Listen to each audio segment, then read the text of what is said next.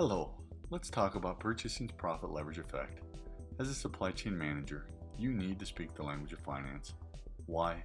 The answer is simple. Finance is the language of business. Finance managers hold your organization's purse strings.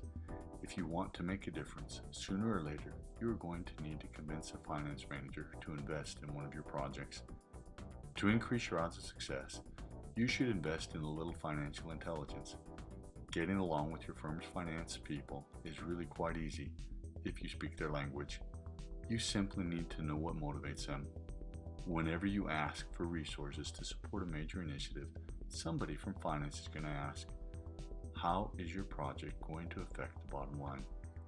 To answer this question, you need to know how the income statement works. A simple income statement looks something like this.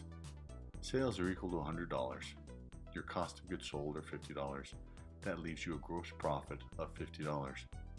Your operating expenses are $30 and your operating income is $20. As a manager, you have three primary levers to improve the bottom line. You can grow the top line, that is, you can increase sales.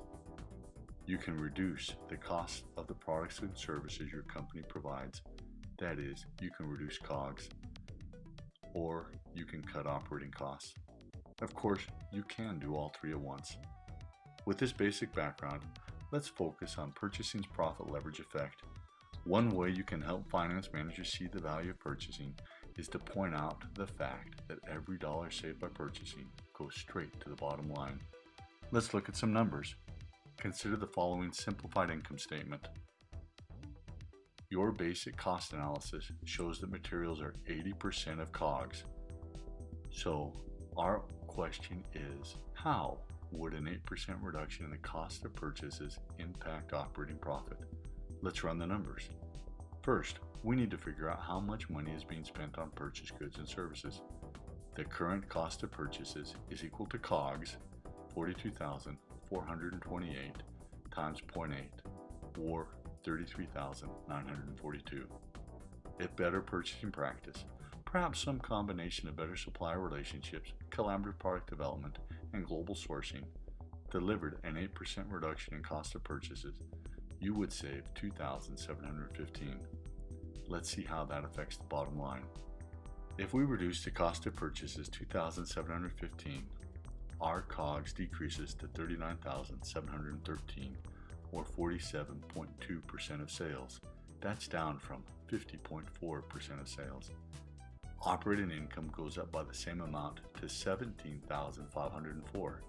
As a result, our new profit margin is 20.8% of sales. In other words, an 8% reduction in the cost of purchased goods delivers an 18.4% increase in profits. That's pretty good leverage. For comparison purposes, let's take a look at what your colleagues over in marketing would need to do to achieve a comparable increase in profits.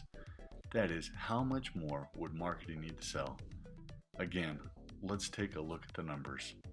We calculate this by dividing the desired increase in profit, $2,715, by the original profit margin of 17.6%. The result, marketing needs to sell an additional $15,454. That is the equivalent of increasing sales by 18.4%. So ask yourself, which is easier? Increase sales by 18.4% or decrease cost of purchased goods by 8%?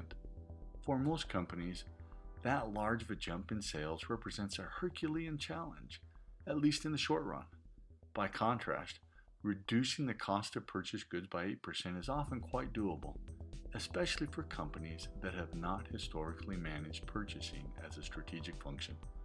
The critical point, every dollar saved by astute purchasing practice goes straight to the bottom line.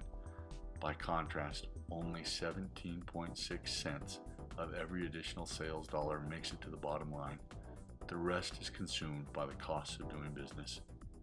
Since purchased goods are often the single largest cost of doing business, purchasing can exert more leverage in the quest for higher profits than anyone else. The bottom line, outstanding purchasing practice matters. As a purchasing professional, you can make a real competitive difference.